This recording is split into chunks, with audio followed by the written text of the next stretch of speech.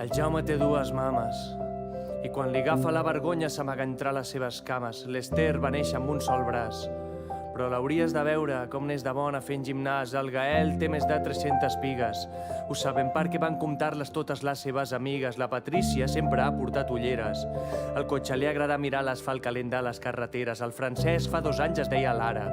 Van estar 4 mesos decidint el nom amb la seva mare. La Valentina fa futbol i és la Pichichi, però no està pas inquiet esperant que algun gran equip la fitxi. El Mohan té un trastorn de l'espectre autista. Li poses un tema de xiula i es torna el rei de la pista. La Jèssica està enamorada de la Ruth i li escriu en un paper el més bonic que se li acut. L'Oriol, quan parla, a vegades tartamudeja i té unes expressions tan ocurrents que a mi em provoca un pèl d'enveja. La Yasmina és la més alta de la classe.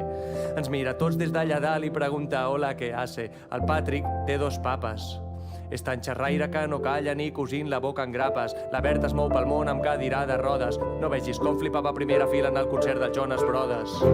La mirada poc centrada, que és la primera vegada que em mires tan fix.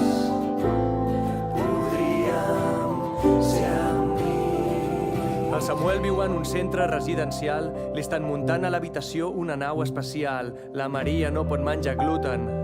Li encanta tocar la farina i nota que les mans s'embruten. El José viu amb la seva iaia l'Oli. Diumenge van acabar els 2 vermells quan van tornar d'un holi. La Carmina ens parla amb les mans i ha aconseguit que al pati no es molestin ni petits ni grans. El Biel té síndrome de Down. Mou les caderes com aquell cantant que no coneix, James Brown. La Judit confon el vermell i el verd. És molt bona trobant el seu hàmster. Quan es perd, el Macià cada divendres fa dansa. Si sona bona música, el tio mai es cansa. L'Ona va tenir un càncer en un os prop del maluc i ara ten una pulsera, diu jo ajudo tant com puc. El Yusuf té el fèmur de titani i és tan valent que va creuar en barca tot el Mediterrani. La Nayeli necessita moure's quan és a l'aula i mira quins dibuixos més currats que té a la taula. Al Pons li agrada jugar amb nines. Fa diàlegs molt més guais que amb les patrulles canines. La Clara arriba als llocs tot xino-xano i ara estic feliç que sigui ella qui toqui el piano. La mirada poc centrada, que és la primera vegada que em pugen formigues. Podríem ser amigues.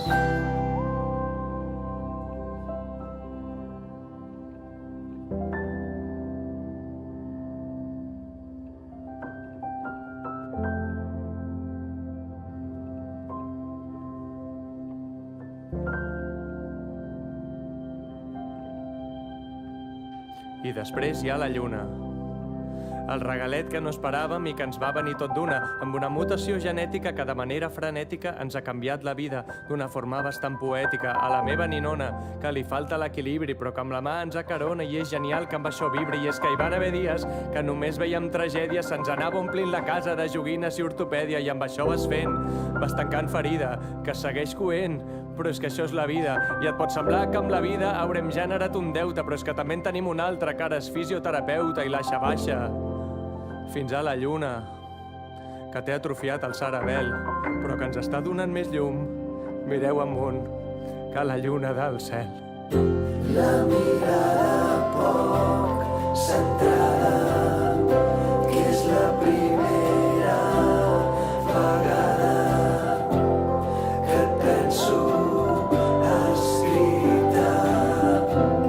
T'estimo, petita.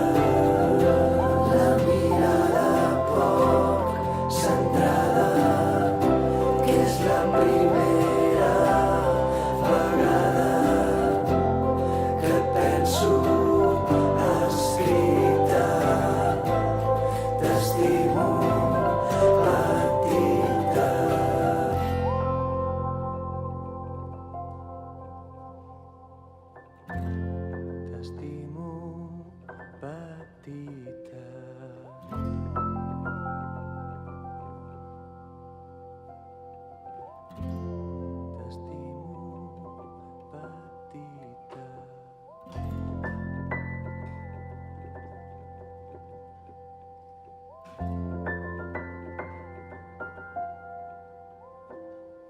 T'estimo.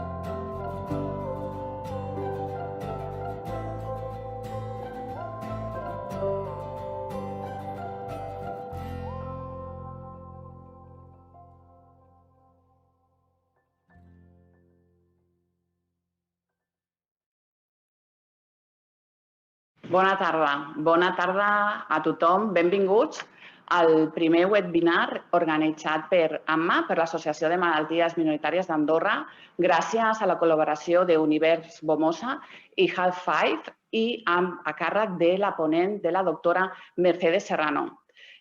Suposo que a l'inici heu vist, hem posat un vídeo, però hem tingut alguns problemes tècnics i suposo que alguns de vosaltres no heu pogut sentir el so.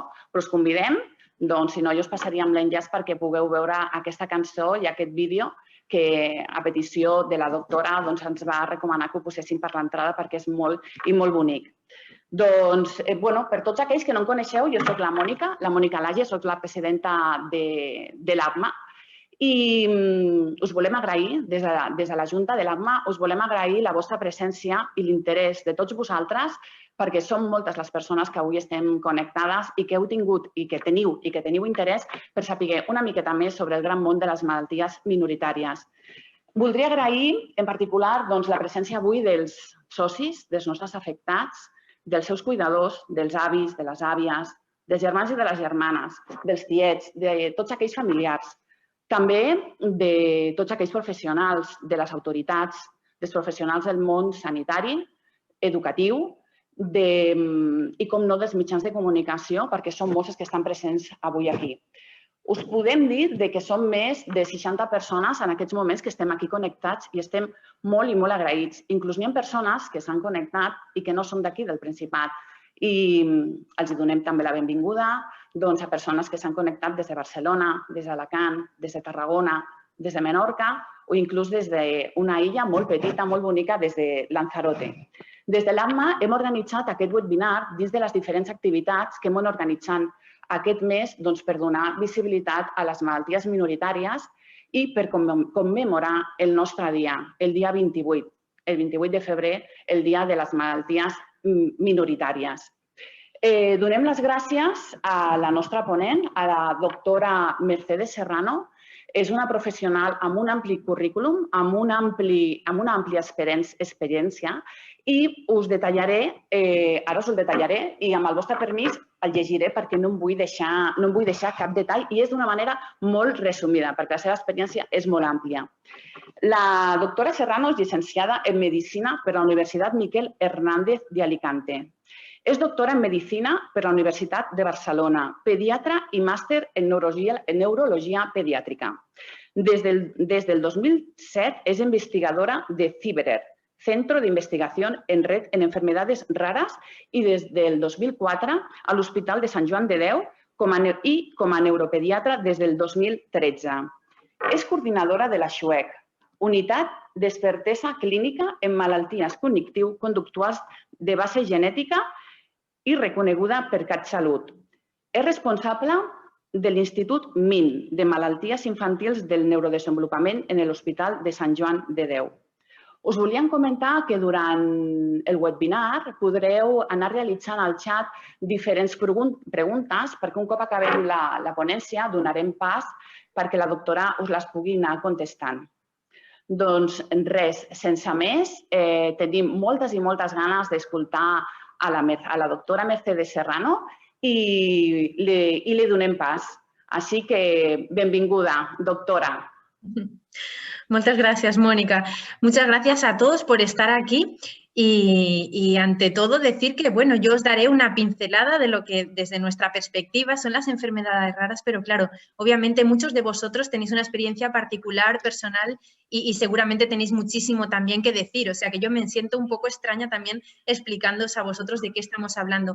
Pero bueno, intentaré hacer un recorrido a través de la definición, de las circunstancias particulares que tiene la investigación, de los ensayos clínicos incluso, que también ahora están muy de moda, ¿verdad?, con todo lo de coronavirus. Y bueno, a ver si entre todos un poco, pues, por lo menos reflexionamos sobre las circunstancias tan especiales que tienen este grupo de patologías, grupo enorme, ¿verdad?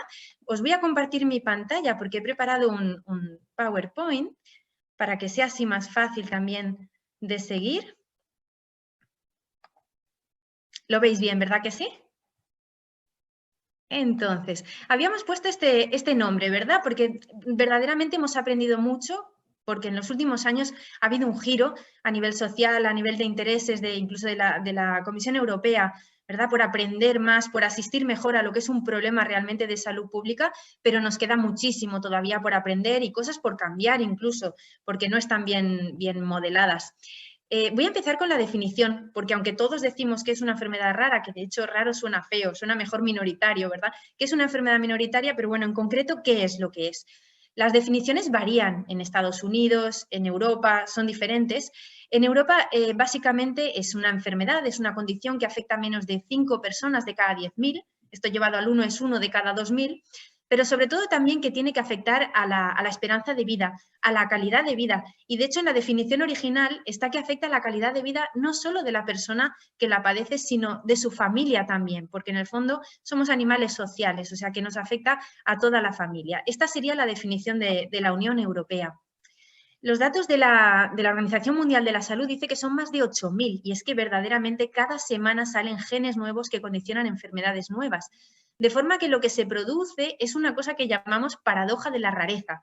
Es decir, cada una por sí sola es muy poco frecuente, pero si las juntamos todas, verdaderamente es un problema de salud pública de primer orden. Es decir, un 6-8% de la población puede estar afectada. Hablamos de 30 millones de personas a nivel europeo, de 3 millones a nivel español, de 400.000 personas a nivel de Cataluña. O sea, que realmente es un problema muy frecuente y muy heterogéneo. En sí, afectan a la calidad de vida por diferentes motivos. Primero, porque simplemente llevar el título de enfermedad minoritaria, de enfermedad rara, supone una carga psicosocial. Solo ese nombre ya nos queda muy grande. También porque viene rodeada de aislamiento y de soledad. Yo siempre pongo el ejemplo de cuando uno va con su hijo al pediatra, ¿verdad? Y puede comentar con el de al lado, oye, pues ¿qué tal lleva la varicela tu hijo? Ah, pues el mío la pasó bien o mal. Esto no nos pasa en enfermedades raras, no podemos compartir con el de al lado, pero esa soledad, si me permitís, en otro nivel, por supuesto, también la tenemos los médicos. De repente nos viene un niño con un diagnóstico que nos sale una genética muy extraña y no podemos ir a la puerta del compañero de al lado a decirle, oye, ¿qué experiencia tienes? Porque probablemente tampoco va a tener ninguna. O sea, que esa soledad es compartida por todos, por supuesto, en diferente grado. Es importante decir que falta información y es curioso decir esto en un momento donde estamos infoxicados, ¿verdad? Donde hay un exceso de información. Pero muchas veces la información que tenemos para pacientes de enfermedades raras es una información compleja, que no se entiende, que está en webs muchas veces médicas y que realmente esa información no llega como debería llegar. Con lo cual deberíamos tener un compromiso mayor en que haya una información que se entienda, que se comprenda, que esté hecha para realmente que pueda ser leída por personas que no son del área sanitaria. Nosotros intentamos ayudar desde la consulta, pero a lo mejor os podemos ver una vez cada 6 meses, de forma telemática una vez cada 3, pero el problema lo tenemos todos los días y cada una de las horas del día, de forma que los servicios de salud no llegan a suplir todas esas necesidades, ¿no? De 24 horas al día, 7 días a la semana. Y lo que acaba de hundir todo esto, toda esta sensación de pérdida de calidad de vida, es que no hay investigación y que además no hay tratamientos curativos, hay tratamientos sintomáticos, os podemos ayudar para cada uno de los síntomas, pero realmente lo que haría llegar a hacer tratamientos curativos es la investigación. Así lo que ocurre es que cuando se hacen encuestas, cuando se hacen entrevistas a mucha gente con enfermedades raras, ellos se perciben con mayores pérdidas de oportunidades sociales y económicas con respecto al resto de condiciones crónicas que son más frecuentes. Se ven incluso en una cierta desventaja en cuanto a la asistencia médica Y esto al final lo que nos hace es tener una sensación de salud percibida por debajo incluso de la salud real. Es decir, que si nosotros medimos con parámetros objetivos, vemos que estamos atendiendo bien a los pacientes, pero esa percepción no la dejamos de poder controlar. Es complicado que se perciba que están bien atendidos. Y al final esto acaba también acompañando con un impacto psicológico. Al final, todo junto pues lleva a una situación devastadora para el paciente y, como decíamos, para la familia, porque muchas de ellas, como ya veremos, son condiciones pediátricas. Mirad, este es un estudio de 2006, pero que la situación probablemente no ha cambiado, donde entrevistaban 2.500 pacientes con condiciones crónicas, adultos, de los cuales 8% tenían condiciones raras. Y realmente, aunque la situación de salud era igual para todos, lo que os hablaba de la percepción que tienen los pacientes con condiciones raras es que ellos no tienen las mismas oportunidades, ni sociales ni económicas, es decir, tampoco a nivel laboral, y que a nivel médico también tienen ciertas desventajas. ¿Cuáles son las dificultades por reducir de alguna forma, ¿no? en ciertos puntos? ¿Cuáles son las dificultades de la investigación? Pues mirad, los primeros son los recursos económicos y esto tiene un sentido muy sencillo. Si tú tienes una enfermedad muy poco frecuente, seguramente tienes poco mercado. Es decir, el retorno de la inversión que puedan hacer las farmacéuticas en invertir en una enfermedad que tiene muy poca gente afecta va a ser un retorno muy escaso. Es decir, no es lo mismo investigar en Parkinson, investigar en Alzheimer, ¿no? Por hablar de enfermedades neurológicas muy prevalentes, donde si tú encuentras algo, seguramente por barato que lo pongas, te va a volver ese beneficio de haber invertido económicamente en esa enfermedad. También tenemos otra dificultad y es que si no tenemos registros y nosotros necesitamos para hacer estudios muestras de 100 pacientes, de 150 pacientes, si no tenemos registros, ¿cómo vamos a saber cómo llegar a 100 pacientes o a 150 pacientes? Esto de los registros está cambiando y cada vez más a nivel catalán, os explicaré que tenemos un registro de minoritarias que es obligatorio. A nivel estatal también hay políticas y a nivel europeo también hay grandes esfuerzos. Pero al final los registros muchas veces dependen de diferentes lugares, recogen diferentes cosas y es difícil juntarlos todos porque no son homogéneos. Así que el tema de los registros es importante, pero el tema de biobancos también. Los biobancos son lugares donde se recogen muestras de sangre, muestras de piel, con lo cual lo que podemos conseguir con esas muestras es aplicar a esas muestras de pacientes afectos, por ejemplo, un fármaco, y ver primero en esas muestras qué ocurre antes de pasarlo a animales y después pasarlo a las personas afectas. Bueno, pues esos biobancos también estamos en un proceso de creación, pero tampoco son muchos los biobancos que existen y son una limitación para investigación. Por otro lado, tenemos la dificultad de reconocer los centros de referencia. Aquí también se está haciendo un enorme esfuerzo, pero es importante que cada uno de los médicos reconozcamos en qué tenemos competencias y en qué no. Yo sabré de lo mío, pero hay muchas de las cosas que necesito enviar a mi paciente a un centro de referencia, que es donde van a crear el biobanco, donde van a crear el registro y donde van a crear también la experiencia. Porque en enfermedades raras lo que tenemos que compartir es la experiencia, no hacer viajar al paciente, sino al contrario, movernos nosotros para que esa experiencia pueda llegar hacia el paciente, si no puede ser de locura. Y por último, hacerlo seductor, hacerlo atractivo para investigadores.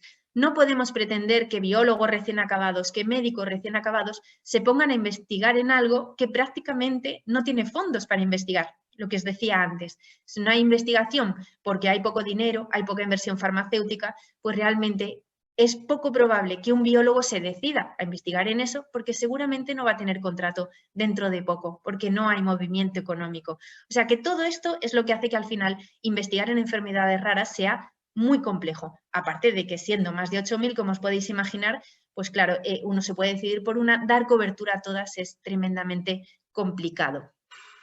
Estamos en el proceso, como os decía, hay una sensibilización progresiva que ya empezó a principios de los años 2000, en el 2004 en principio se hace una primera Rare Disease Task Force con representantes de organizaciones de pacientes. Ya veréis que las organizaciones de pacientes, como estamos viendo ahora mismo con el evento de hoy, son tremendamente potentes, mucho más que de otras condiciones de otro tipo. Sois muy luchadores los padres y las familias de pacientes de enfermedades raras. Y a partir de 2013 también hubo una estrategia sólida, por ejemplo, a nivel español. Y uno de esos frutos también es cómo nos organizamos para atender a las enfermedades raras creando redes de investigación, de forma que se generen sinergias.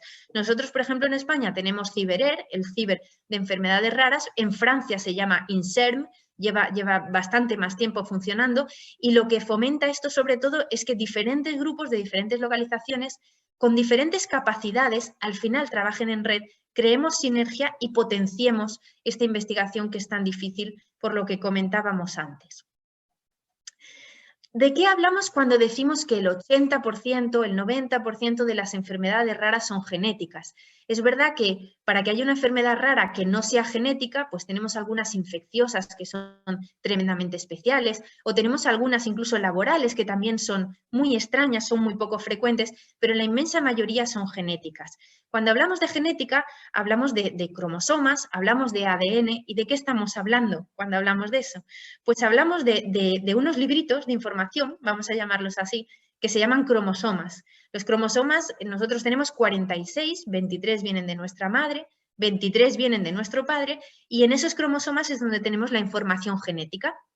Cada cromosoma, digamos que tiene diferentes capítulos o diferentes recetas, y cada una de esas recetas es lo que llamamos un gen. Es decir, que cada uno de estos cromosomas tiene miles de genes que son recetas, y estas recetas dan lugar al final a una proteína. De forma que cuando nosotros tenemos una mutación, lo que tenemos realmente es que hay un cambio en una letra, o nos falta, por ejemplo, una receta, o nos falta un trozo del libro, y eso es lo que llamamos una mutación genética, que puede tener, como digo, diferentes niveles. De todo el ADN que tenemos, todo no son genes, todo no son recetas, solo el 5%. De forma que muchas veces decimos, bueno, es que tenemos un 40%, un 30% de pacientes sin diagnóstico. Bueno, es que solo entendemos un 5% del ADN, pero seguramente el resto de ADN, el resto de letras, son también importantes y todavía la genética no ha llegado a saber qué significan. O sea que hablar de genética es hablar de ADN, es hablar de herencia, ¿vale? Muchas veces los cambios no son heredados de nuestros padres, pero cuando tenemos ese cambio sí que somos capaces de transmitirlo a nuestros hijos porque está en esa información que cada una de nuestras células tiene. Pero como os digo, estamos todavía en pañales, entendemos ese 5% nada más. Con lo cual la genética tiene que avanzar muchísimo, pero ya lo ha hecho. En los últimos años tenemos muchas técnicas cada vez más baratas y por lo tanto más accesibles para todo el mundo para realmente llegar a conocer esa base genética de las enfermedades raras. ¿Y por qué decimos que son pediátricas? Pues porque muchas veces si ya nacemos con esa información errónea, se presentan desde que el paciente es muy pequeño.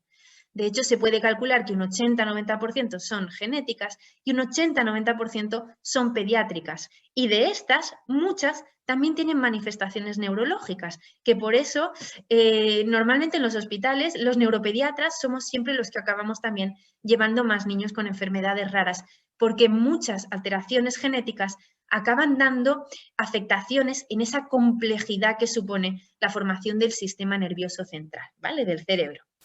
¿Por qué decimos que son pediátricas? Pues mirad, como os comentaba, muchas veces si ya nacen con esta alteración genética, se hace que se presenten cuanto antes, ¿no? Que se presenten en la edad pediátrica. Y el 80% no solo tienen síntomas neurológicos, sino que muchas veces tienen síntomas de diferentes, ¿no? Órganos, ¿no? Del corazón, del riñón, y por eso a veces tenemos que hacer un rastreo. En cuanto llegamos a un diagnóstico genético, hay que hacer un rastreo, hacer una ecografía abdominal, hacer una ecografía cardíaca, y al final lo que esto hace es que se tengan que llevar en un hospital de alta complejidad, porque necesitamos que esa experiencia la tenga el neurólogo, pero la tenga el nefrólogo, la tenga el cardiólogo, y por eso es importante dotar de redes de referencia, hospitales de referencia, donde tengamos ese conocimiento acumulado. Este es el ejemplo del escenario de nuestro hospital. Es un ejemplo de hace 2 años, pero en ese momento teníamos un censo con más de 15.500 niños y familias con una enfermedad minoritaria. Esto significa que 1 de cada 4 niños que entran por la puerta de consultas externas en un día cualquiera tiene una enfermedad minoritaria, con lo cual estamos muy habituados. Trabajamos con más de 100 asociaciones diferentes de familias con enfermedades minoritarias.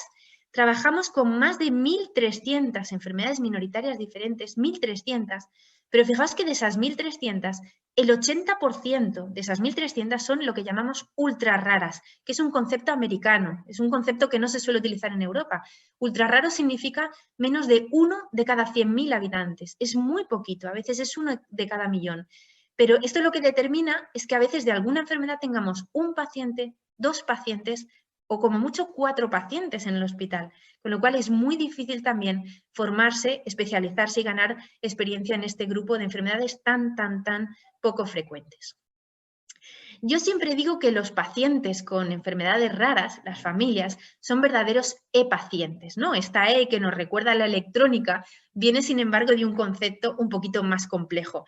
Viene de Tom Ferguson, que habló mucho de la medicina participativa, personalizada, y habla de las 4 Es, que es un paciente equipado, dotado de lo que necesita, que está capacitado porque sabe mucho, porque realmente si las familias con enfermedades minoritarias solo tienen que saber de la enfermedad de su hijo y yo tengo que saber de las 8.000, pues al final las familias acabáis sabiendo muchísimo y acabáis incluso enviándonos a nosotros información que a veces es muy relevante.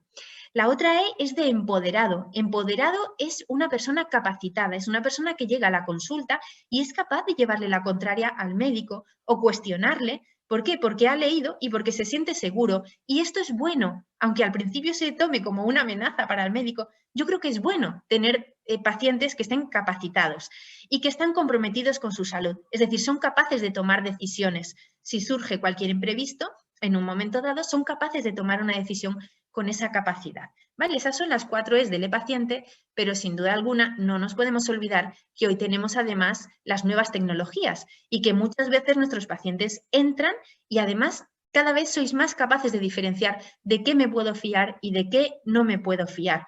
Con lo cual, para nosotros es una nueva tarea que no nos enseñaron en la carrera cuando yo estudié hace más de 20 años, ¿verdad? Pero que creo que tenemos que hacer un uso muy bueno de ellas porque además dentro de las enfermedades raras ayudan mucho a que podáis socializar, a que podáis encontrar vuestro grupo de soporte a distancia.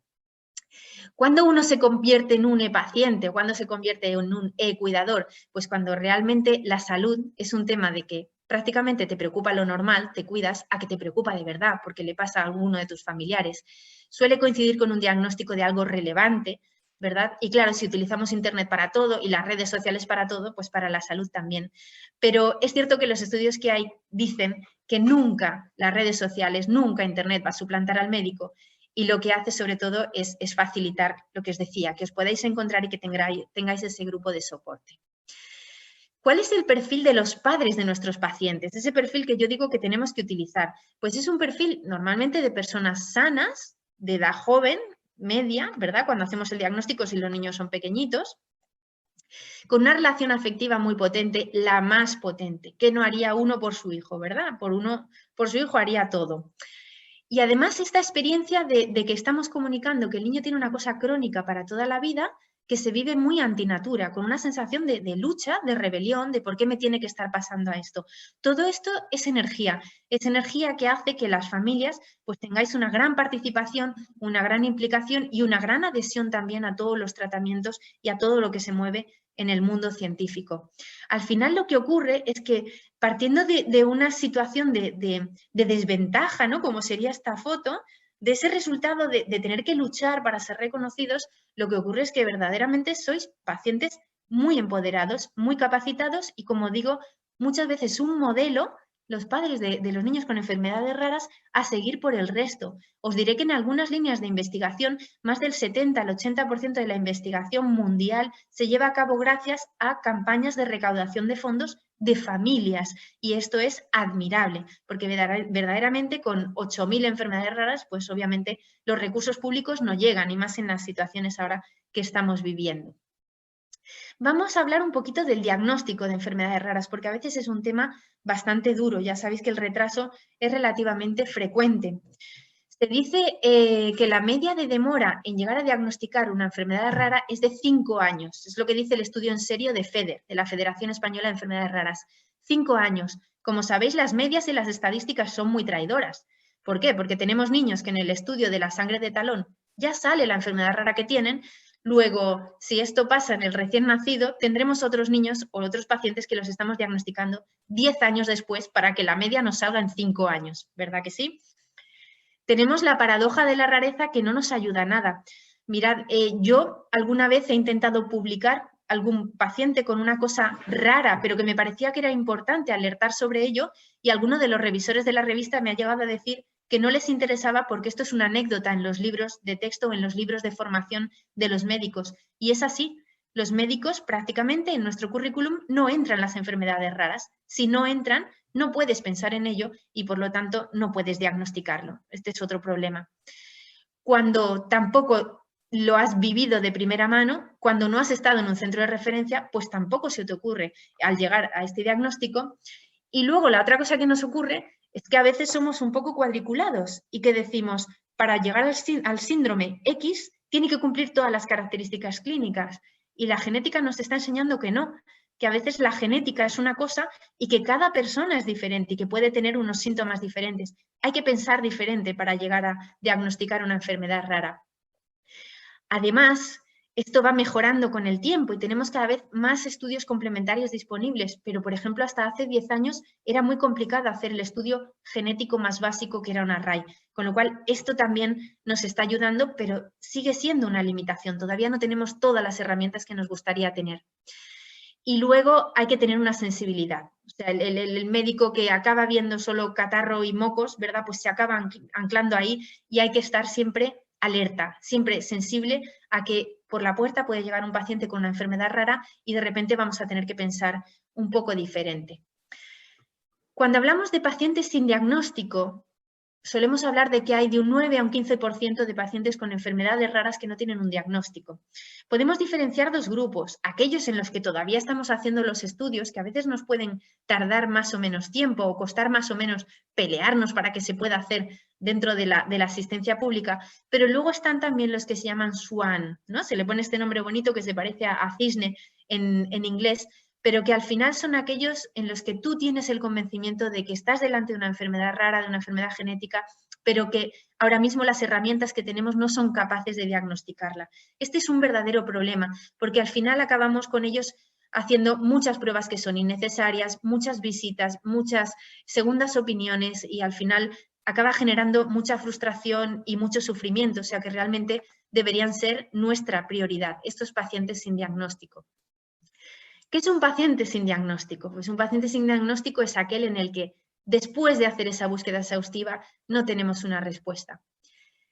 Importante, no siempre es un diagnóstico genético. Habréis leído a lo mejor sobre el síndrome alcohólico fetal o sobre la embriopatía por exposición a algunos antiepilépticos intraútero. Muchas veces dan rasgos peculiares, dan unas clínicas neurológicas y uno se vuelve loco buscando la causa genética, pero a veces no es así. A veces está en ese 10-15% que no es un paciente con causa genética. Esta media de retraso de la que os hablaba de 5 años y lo que os decía, pruebas innecesarias, gasto innecesario, consultas innecesarias, dobles opiniones que a veces no son congruentes, ya sabéis lo que pasa cuando vamos a 2 médicos, días de trabajo perdido para las familias, días de escuela invertidas y al final es muchísimo sufrimiento. O sea que, como os decía, tiene que ser una verdadera prioridad para los médicos. Las dificultades que tenemos para llegar a un diagnóstico a veces son de muchos tipos. Una ya la conocéis, el retraso. El retraso es multifactorial. Ahora mismo, por ejemplo, tenemos muchos niños que se está retrasando la primera visita presencial por la pandemia. A veces el retraso es en el resultado de las pruebas, porque pedir un estudio muy complejo de genética nos tarda mucho. O sea que esto es tremendamente multifactorial. Pero también hay ciertos errores que sí que podemos controlar. Algunos que dependen del paciente, algunos que dependen del médico y algunos que dependen de la prueba.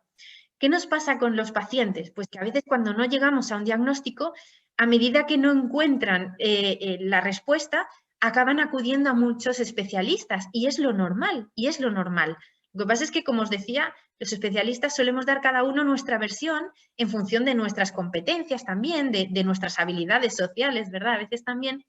Y lo que acaba ocurriendo es que en lugar de compartir al paciente, lo que hacemos es compartimentalizar al paciente. Es decir, cada uno vemos nuestro trozo, no nos comunicamos entre nosotros y esto al final va fatal. Va fatal porque a veces damos información inconexa y sobre todo porque no es eficiente.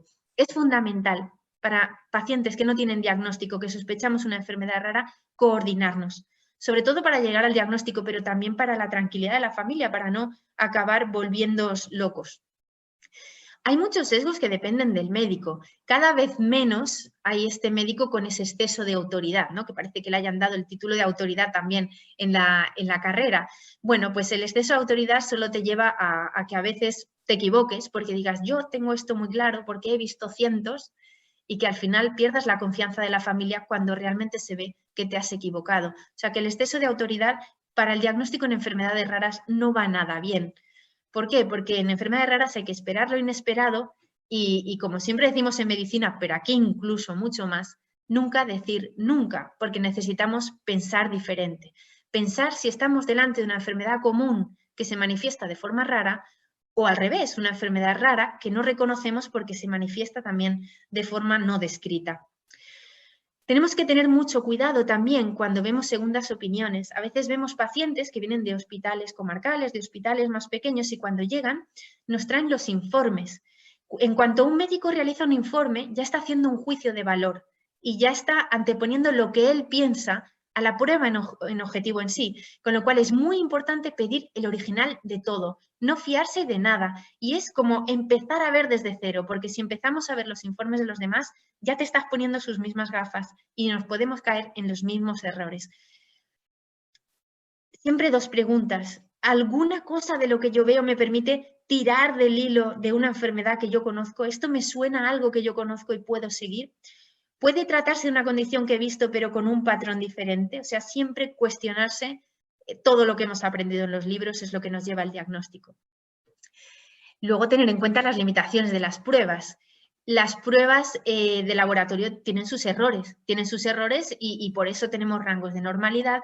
Ninguna prueba es 100% sensible o 100% específica, o sea, no se equivoca nunca ni en dar positivos y no se equivoca nunca en dar negativos. O sea, siempre hay que ver al paciente por encima de todo. Yo muchas veces digo, no trato pruebas, trato personas, ¿no? Yo puedo ver un resultado del laboratorio, pero luego veo al paciente y digo, pues esto no me encaja. Y si no me encaja, lo que manda es lo que le pasa a la persona, no es lo que nos dice las pruebas, ¿vale? Y más en genética, que a veces, como os decía, es muy complejo de interpretar.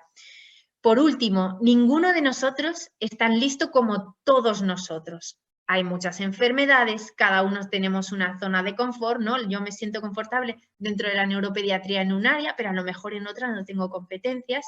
Y entonces, delante de un paciente sin diagnóstico, hay que hacer ese esfuerzo de juntarnos todos. Fijaos, el equipo ideal serían especialistas, subespecialistas, pero hasta los bibliotecarios.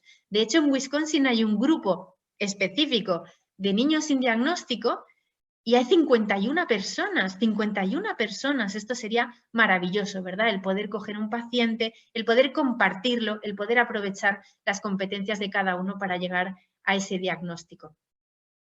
Os quiero llamar la atención sobre el no diagnóstico. Yo os diré que en neurología pediátrica el no diagnóstico puede llegar a ser el 40, el 30% de nuestros pacientes. Y esto me ha hecho reflexionar mucho sobre ¿qué es el no diagnóstico? Cuando tú sospechas que hay una enfermedad rara, pero no le puedes poner un nombre. Pues mirad, el no diagnóstico no es una excusa para obtener un soporte o una ayuda, ¿no? A veces me dicen las familias, no me dan una ayuda en el colegio, no me dan una ayuda en trabajo social porque no tienen un diagnóstico. Esto no puede ser.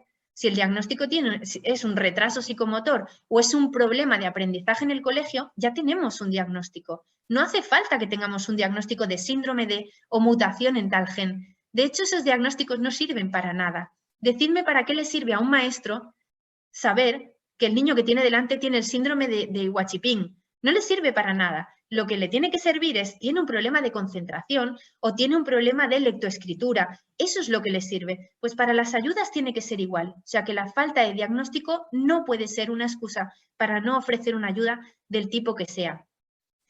Lamentablemente, con demasiada frecuencia, como no tenemos tratamientos de la causa, pues no es un problema para iniciar un tratamiento. Los tratamientos son sintomáticos, con lo cual es verdad que teniendo el diagnóstico te ayuda a afinar, pero los médicos siempre podemos hacer algo, siempre podemos ayudar y hacer un tratamiento sintomático.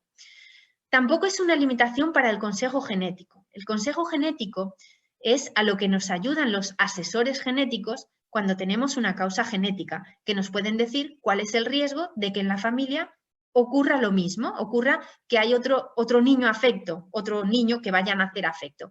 Bueno, pues aunque no tengamos un diagnóstico, también podemos acceder a un asesoramiento genético y podemos tener ese dibujo de qué pasaría si fuera una herencia de este tipo, si fuera del otro tipo. vamos a ver las cartas que tenemos. O sea, que también podemos ayudar en eso para ver qué riesgo tenemos dentro de la familia de tener otro paciente con la misma condición. Con mucha frecuencia tampoco es necesario un diagnóstico para el pronóstico. Nosotros, por ejemplo, en neurología podemos decir, el niño que se sienta antes del año, lo más frecuente es que camine antes de los 4 años. ¿Vale? Para eso no necesito tener un diagnóstico, necesito ver al paciente, tocar su tono muscular, porque cada paciente es diferente. El diagnóstico genético seguro que me ayuda, que me da más información, pero tampoco es imprescindible. No es un fracaso no tener un diagnóstico, no es un fracaso, es una lucha que tenemos que mantener, no es una batalla perdida, es una batalla que tenemos que librar juntos, con vosotros, con las familias. Porque al final, ¿qué es lo que supone el diagnóstico? Mirad, esto es una cosa que yo he hablado también mucho con la unidad de cómo informar de malas noticias, ¿no? Porque normalmente en la unidad de malas noticias pues hay oncólogos, hay hematólogos. Para mí, llegar a dar un diagnóstico en una enfermedad rara a veces no es una mala noticia, sino que más bien es un descanso. Es decir, bueno, ahora ya tengo la explicación de lo que me ocurre.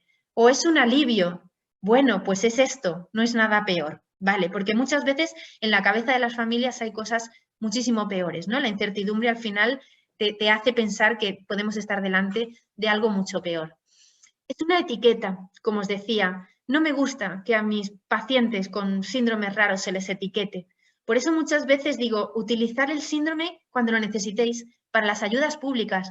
Pero como decía, a lo mejor para el colegio no es tan importante, porque lo que necesitan es un diagnóstico de cómo funciona, de cómo ayudarle, más que el síndrome para que digamos todos, ay, pobre, es que tiene. No, pobre no, vamos a luchar con él en lo que haga falta. Un pronóstico diferente, como os decía, a veces tampoco. El pronóstico lo marca cada uno, cada persona. Todos somos diferentes, podemos tener una mutación genética de una letra, pero tenemos terabytes de letras más que modifican que cada uno escribe su camino. Esto es muy importante. Lo que supone un diagnóstico sobre todo es información. Información de cómo han evolucionado otros pacientes que hay descritos en la literatura científica, dónde puedo acudir, porque es el sitio que más saben de esto y sobre todo es una esperanza. ¿Por qué? Porque si tenemos un diagnóstico sabemos qué grupo es pionero, puede estar haciendo un ensayo clínico de tratamiento y por lo tanto podemos derivar allí a nuestro paciente para que tenga esa oportunidad de tener un tratamiento aunque sea experimental. Ensayos clínicos. A los que tenéis cámara, ¿voy muy deprisa o vamos bien? ¿Vamos bien? Hacedme así con la cabeza, ¿sí? Vale. Venga, os voy a pasar a explicar un poco qué son los ensayos clínicos y por qué son tan difíciles en las enfermedades raras también. Mirad, esta es parte de una charla que di justo hace un año en San Diego y yo les ponía aquí el disco este de los Beatles, yo soy muy Beatlemaníaca, de The Long and Winding Road, ¿no? El camino tortuoso, que son los ensayos clínicos en las enfermedades raras. Mirad, un ensayo clínico es un estudio de investigación, es decir, utiliza el método científico. Utilizar el método científico quiere decir que seguimos ciertos pasos para que lo que haga yo lo pueda hacer cualquiera en otro sitio y sea reproducible. De forma prospectiva, es decir, no es un ensayo clínico que yo vea hace 20 años lo que se hacía y lo que se hace ahora y compararlo. Eso no es un ensayo clínico, tiene que ser de forma prospectiva. Voy asignando participantes a un grupo o a otro con intervenciones diferentes, la pastilla A frente a la pastilla B. ¿Para qué? Para cuantificar, muy importante. Evaluar requiere un metro, una unidad de medida. No vale decir, ay, pues me parece que desde que le doy la vitamina C a mi hijo está mejor. Eso es inaceptable en un ensayo clínico, ¿vale? Hay que medir. Y al final lo que nos marcamos son objetivos de salud, es decir, qué es lo que yo quiero mejorar en este paciente en concreto o en este grupo de pacientes. Todo esto al final, disculpad, nos lleva a lo que llamamos significación estadística. ¿Qué significa? Que yo necesitaré meter un grupo de pacientes de un tamaño adecuado. Aquí es donde tenemos el problema en enfermedades raras. De un tamaño adecuado. Quiero ver una eficacia adecuada, pero al final lo que yo vea que no se pueda deber de ninguna forma a la suerte, al azar, a que yo haya seleccionado un grupo de pacientes para una terapia que iban a ir mejor ya por ciertas condiciones, ¿vale? Os lo voy a explicar con un ejemplo. Estas son las fases, vale. Situación ideal. Aquí tenemos a la médico, ¿vale? A la investigadora que dice, yo voy a hacer un ensayo clínico.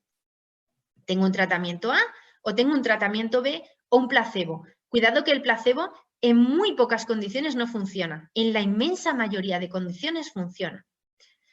Y tengo aquí un grupo de pacientes A y tengo un grupo de pacientes B, a los que yo le voy a dar el tratamiento A y al grupo de pacientes B le voy a dar el tratamiento B. No es que sean ladrones o es que vayan camuflados, sino que es que son ciegos. ¿Qué significa? Que no saben cada grupo qué está tomando, ¿vale? Porque si no ya estamos sesgando por lo que os decía del placebo. Y es más, lo ideal es que la médico también no sepa qué es lo que está tomando cada grupo para que pueda medir de forma objetiva. Al final, lo que vamos a tener es que el grupo A va a tener unos resultados y el grupo B va a tener otros resultados, y estos resultados tienen que ser diferentes estadísticamente, con potencia estadística, ¿vale? Para que no se expliquen por el azar. ¿Qué es lo que nos ocurre a nosotros en enfermedades raras? En enfermedades raras no nos podemos permitir el lujo de tener 500 pacientes y poner 250 en un grupo y 250 en otro grupo, porque no tenemos suficiente. Con lo cual, lo que hacemos es utilizar la historia natural de la enfermedad. ¿Qué es la historia natural de la enfermedad? Pues es definir cómo evoluciona esta enfermedad si yo no hago nada, pero de forma prospectiva. Es decir, los pacientes que tienen tal cosa, a los 2 años de padecerlo evolucionan así, a los 4 años evolucionan así, de forma que, aunque yo tenga un grupo pequeñito de pacientes, lo he trabajado en evolución natural y luego hago la intervención, con lo cual pasarían a ser ese grupo A y puedo ver si las manifestaciones son diferentes, ¿vale? Esto es muchas veces lo que tenemos que hacer en enfermedades raras porque no nos queda otro remedio, ¿vale? Es muy importante que sepáis todos estos pasos y esta complejidad de un ensayo clínico, porque en enfermedades raras hay un montón de intentos de terapias milagrosas, de implantes de células madres, de terapias con hormona de crecimiento, 20.000 cosas que al final se están utilizando, de hecho, en poblaciones más frecuentes, parálisis cerebral, por ejemplo, pero nunca siguen estos estándares de un ensayo clínico, del método científico, de hacerlo de forma prospectiva, de utilizar un placebo. Pero si me permitís, en enfermedades raras hay una mayor incluso vulnerabilidad, porque el riesgo es incluso mayor. A veces tenemos un componente metabólico que les hace que en ellos pueda ser más tóxico que en otros, con lo cual sed muy conscientes de que el método científico al final nos protege a todos, nos ha protegido con el desarrollo de la vacuna del coronavirus y nos protege también en las circunstancias de las enfermedades raras. Aunque sea difícil conseguir, tenemos que garantizar que nuestros niños, nuestros pacientes con enfermedades raras tienen esas garantías de que se hacen los estudios también de forma rigurosa con ensayos clínicos. La única forma de hacer eso es con centros de referencia, que es donde podemos tener grupos de pacientes más grandes, o con registros, donde podemos llamar a pacientes de toda Europa y poderlos juntar para hacer esos ensayos clínicos. Es muy importante definir qué es lo que buscamos en los ensayos clínicos, porque a mí, como médico, puedo utilizar una escala, pero realmente lo importante es que vosotros, los pacientes, también podáis definir qué es relevante en vuestro día a día y qué es lo importante. Nosotros, los médicos, intentamos utilizar outcomes, ¿vale? Objetivos que sean fáciles de medir. Un objetivo clásico que se utiliza en los ensayos clínicos es la supervivencia, ¿no? Pues terapias en cáncer y supervivencia a los 5 o 10 años. Otro que también es muy fácil es, por ejemplo, la glucosa. Es muy sencillo, ¿no? Se saca una analítica de sangre y se mide. Pero para los que trabajamos, por ejemplo, en neurodesarrollo, ¿cómo podemos medir un niño que está en continua evolución? Que si le mido hoy y le mido en 6 meses, seguramente ha mejorado, pero también ha mejorado por su propio neurodesarrollo, porque la suerte que tenemos en neurología pediátrica es que los niños mejoran a pesar de lo que hagamos los médicos. Con lo cual, a veces no es tan fácil definir esas escalas de medida, pero tenemos que intentarlo, porque como decía en los ensayos clínicos, hay que ser objetivo, hay que ser capaz de diferenciar lo que es un efecto de lo que no es un efecto. Con respecto a lo que os decía de los pacientes, ahora mismo en la EMA, en la Agencia Europea del Medicamento, se obliga prácticamente a que todos los ensayos clínicos, y más en enfermedades raras, tengan lo que se llaman PREMs y PROMs. Los PREM son los Patient Reported Outcome Measures, es decir, ¿qué es lo que el paciente considera que tiene que tener este tratamiento para que a mí me sea eficaz? Esto muchas veces se mide con escalas de calidad de vida. Y por otro lado, ¿qué es lo que yo percibo mientras me tomo esta pastilla y cómo me afecta el tenérmela que tomar cada 6 horas o el que me lo tengan que poner endovenoso. Esos son los PREMS, es decir, cómo percibo yo esa experiencia durante la intervención. Son indicadores que se codiseñan, es decir, que los tenemos que hacer entre pacientes y médicos, porque si no nosotros no podemos percibir esa parte de vuestra vida. Tienen que ver con la calidad de vida, con la funcionalidad en el día a día, con la autonomía y al final con un concepto muy grande que es el estado de bienestar, de lo bien que me siento atendido. ¿Verdad que al principio de la charla os decía, hay una sensación de que estamos peor atendidos? Bueno, pues tiene que ver con eso, con incorporar ese concepto de lo que os importa realmente, de lo que es relevante. Para acabar con los ensayos clínicos, hablaros simplemente de las estrategias para encontrar tratamientos en enfermedades raras, ¿vale? Encontrar tratamientos, pues puede ser tratamientos de edición genética. Ahora mismo tenemos varios ensayos de terapia génica, mutaciones concretas, de atrofia muscular espinal, de síndrome de Angelman, de chaperonas, que son unas sustancias que acompañan cuando las proteínas están alteradas, de nuevas moléculas, pero también hay algo muy prometedor que es identificar usos nuevos en fármacos que ya tenemos, fármacos que se utilizan para otra cosa y que realmente descubrimos que ya están en el mercado, que ya han pasado las primeras fases de los ensayos clínicos y que los podemos utilizar. Vale, pues os voy a explicar lo primero, el tema de estas terapias innovadoras, ¿no? De las más de 8.000 enfermedades raras que tenemos, terapias avanzadas, de estas que os ponía arriba, tienen alrededor de 400 y es lo que se llaman fármacos huérfanos, orphan drugs, ¿vale? Los fármacos huérfanos tienen una legislación diferente porque, por ejemplo, durante más tiempo pueden tener la patente, de forma que pueden mantener un precio muy alto durante mucho tiempo y ser competitivos, con lo cual se garantiza que el retorno de esa inversión que hacen en investigación se lo pueda quedar esa misma farmacéutica, ¿vale? Lo cual es muy traidor, porque, por ejemplo, la terapia de atrofia muscular espinal cuesta 1 millón de euros por paciente al año y funciona. Y como funciona, hay que subvencionarla. Y yo creo que es demencial. Vale, a esta velocidad de desarrollo de fármacos, es decir, que a día de hoy tengamos 400 terapias aprobadas, quiere decir que tardaríamos 500 años en tener tratamiento para las 8.000 enfermedades que conocemos. Pero es que las 8.000 van creciendo, con lo cual imaginaos. Pero ya no es solo el tiempo. Os voy a compartir una diapositiva de Julián Isla de la Fundación Dravet. Tiene un niño con Dravet y además es un papá muy empoderado. Y esta diapositiva se la he robado porque me encanta. Mirad, este cuadrito, esta cuadrícula serían todas las enfermedades raras que hay. Y ese cuadrito pequeño que tenéis en negro son las que tienen tratamiento, ¿vale? Las que tienen tratamiento, el coste de ese tratamiento es este que os pongo aquí. 120.000 millones de dólares al año, ¿vale? Si todo el cuadrito estuviera lleno de cuadritos negros, de lo que estaríamos hablando es de que para mantener el tratamiento de todos los pacientes con esas enfermedades, tendríamos que anualmente aportar el Producto Interior Bruto de Alemania, Gran Bretaña y Francia al año.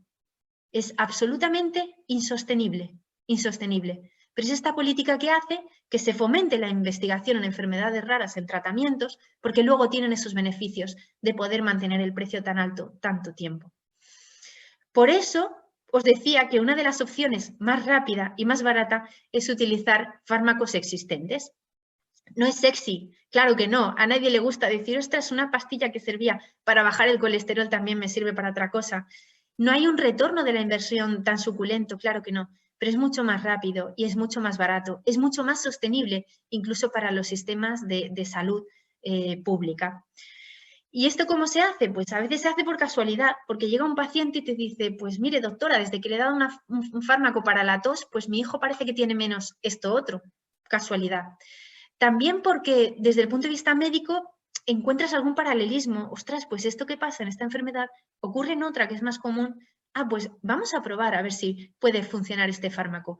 Y luego hay otra forma relativamente rápida que es utilizar los drug screens, es decir, pasar muchísimas moléculas que están en el mercado por células cultivadas de un paciente con una enfermedad en concreto y ver si somos capaces de recuperar la función de esa proteína o de esa enzima. ¿Vale? Y esto cada vez se utiliza más. Se utilizan librerías de fármacos que están en el mercado, de miles de fármacos. Hay una librería canadiense de más de 20.000 fármacos. Se pasa y con modelos incluso matemáticos se puede decir, mira, es posible que sirva para esta enfermedad o para la otra. Y de repente tenemos un fármaco que ya está en el mercado, que ha pasado niveles de seguridad y que por lo tanto todo puede ir mucho más rápido hacia un ensayo clínico. ¿Cuál sería la función entonces del médico aquí? Porque obviamente nosotros no vamos ni desarrollando fármacos, ni testando en animales, ni en células. La primera, es decir, ¿tenemos suficiente pacientes para alcanzar esa significación estadística que os decía de los ensayos? No, vamos a trabajar en ello. Esa es la función de los clínicos, de los grandes hospitales, tener esos registros y tener esos pacientes localizados. ¿Tenemos nosotros criterios clínicos para medir? Y estos tienen que ver con los de las familias. ¿Somos capaces de medir? Tenemos que estar preparados para el día que venga un fármaco, ser capaz de decir si funciona o si no funciona. Esa es nuestra función, estar preparados. Y por último ya, decir si tenemos esa intervención que evaluar. Estar preparados, como os digo. Por otro lado, el sistema tiene que hacer lo posible también para que nosotros estemos preparados. Decía Mónica al principio que yo soy la coordinadora de la XUEC, de la Xarxa d'Unitats d'Expertesa Clínica, de malalties minoritàries cognitivo-conductuals de base genética, ¿vale? O sea, las enfermedades cognitivo-conductuales de base genética, yo las coordino en el hospital, pero también hay otro hospital en Vallebrón y hay otro hospital en Bartaulí, y entre los tres, digamos que tenemos que tener constancia de todos los niños de todo el territorio catalán que tienen este conjunto de enfermedades. De forma que cuando llegue un ensayo clínico tendremos una N de pacientes, un número grande, pacientes capacitados, pacientes bien controlados en los que sabemos lo que hay que medir. Esta es la red que formamos y lo que hacemos es compartir protocolos de asistencia, que son protocolos estándares, muchas veces internacionales. Compartimos el conocimiento, en lugar de marear al paciente que vaya de un lado a otro, lo que hacemos es, entre nosotros nos coordinamos. Tenemos la oportunidad de ensayos clínicos. Cuando llega a un hospital un ensayo clínico, de repente llega a toda Cataluña. ¿Por qué? Porque nos comunicamos entre nosotros e incluso hacer derivaciones entre nosotros cuando hay pacientes de alta complejidad, porque cada uno de nosotros lleva un área diferente. Todas son causas genéticas, todas son causas crónicas, empiezan en la edad pediátrica y son muy variables, pero todas tienen manifestaciones motrices, suelen comenzar porque los niños tienen un retraso psicomotor, cognitivas, en la comunicación, en los aspectos sociales, suelen tener problemas de conducta, de ansiedad, de estereotipias, de déficit de atención, a veces de impulsividad. Y estos son los que están en nuestra CHUEC, pero hay CHUEC de enfermedades respiratorias minoritarias, inmunológicas minoritarias, o sea que el plan es mantener este diseño para otras enfermedades raras. Nosotros llevamos, por ejemplo, pues somos pioneros en SOTOS, en Down también, lo que Down no es bien enfermedad rara, con lo cual salió. Y luego, si os fijáis, también hay síndrome alcohólico fetal, que no es una enfermedad rara, pero que, bueno, como entra en el diagnóstico diferencial a veces, sí que al final intentamos incluirla también. Otras anomalías cromosómicas, de los cromosomas sexuales, síndromes de discapacidad intelectual y ese grueso que os decía de niños sin diagnóstico, pero que realmente sabemos que seguramente vamos a acabar encontrando algo genético, una enfermedad minoritaria debajo. Vale, dos ventajas que tiene también la CHUEC, como os decía, el registro. El registro es tremendamente importante. Es un registro ahora mismo que se está convirtiendo en obligatoria, que se llama REMIN, Registro de Minoritarias, y que nos va a posibilitar saber cómo organizar también la asistencia en función de cuántos pacientes hay en todo Cataluña. Y luego la tarjeta Cuidam. La tarjeta Cuidam es una tarjeta que permite que nuestros pacientes con problemas cognitivo-conductuales que a veces no se pueden esperar en una sala de espera, pues que puedan acceder más rápido, por ejemplo, a un servicio de urgencias en un hospital pequeñito, ¿no? En los grandes ya lo tenemos un poquito más organizado. El registro de pacientes tiene muchos beneficios. Por ejemplo, facilita que podamos revisar cómo le estamos haciendo, que podamos organizar mejor los recursos, que además en lugar de cuando haya un ensayo podamos llamar a todo el mundo, hacer un uso más racional para los niños sin diagnóstico también, observarlos en conjunto y generar hipótesis. De repente cuando ves a 20 niños de golpe, dices, ay, pues veo algo que no está descrito y que a lo mejor es importante que lo digamos. Y a nosotros en el hospital, agrupar a pacientes. Por ejemplo, nos gusta agrupar a todos los niños con ciertas cosas el mismo día, de forma que las familias se pueden encontrar en la sala de espera. Y ya no es solo en Facebook, ¿no? O en otras redes sociales, sino que también en la sala de espera pueden quedar y charlar un rato.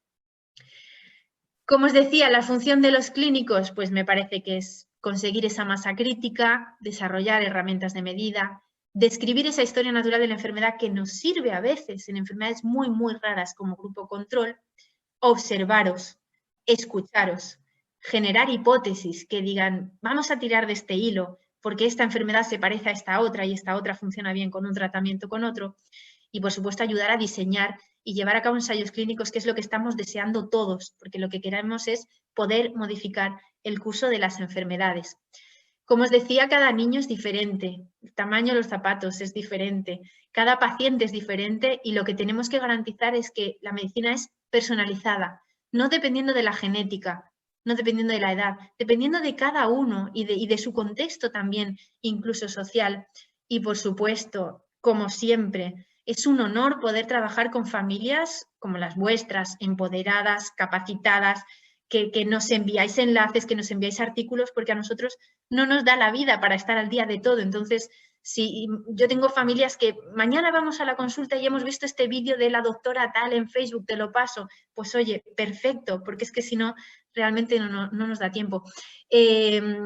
Yo he aprendido un montón de las familias de mis pacientes, he aprendido a valorar todo mucho más y desde luego es un lujo, creo, poder estar a vuestro lado y aprender de esa energía positiva, de esas ganas de luchar y poder acompañar.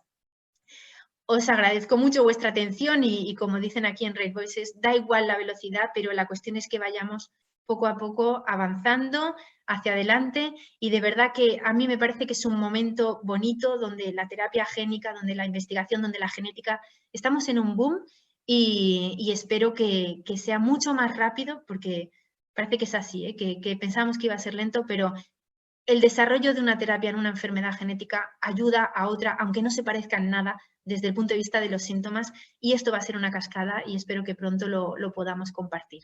Muchas gracias.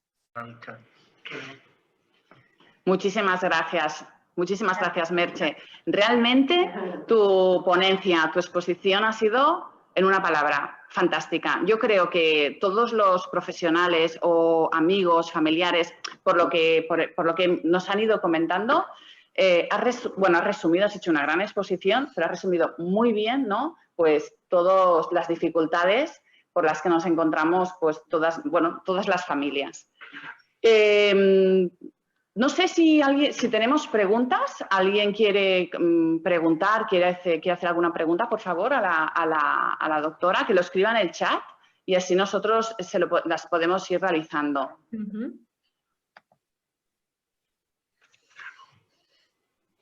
Bueno, per ara tots són felicitacions, felicitats, bravo, però veig que ningú, això vol dir que la doctora ho ha explicat molt i molt bé i que ningú té cap dubte.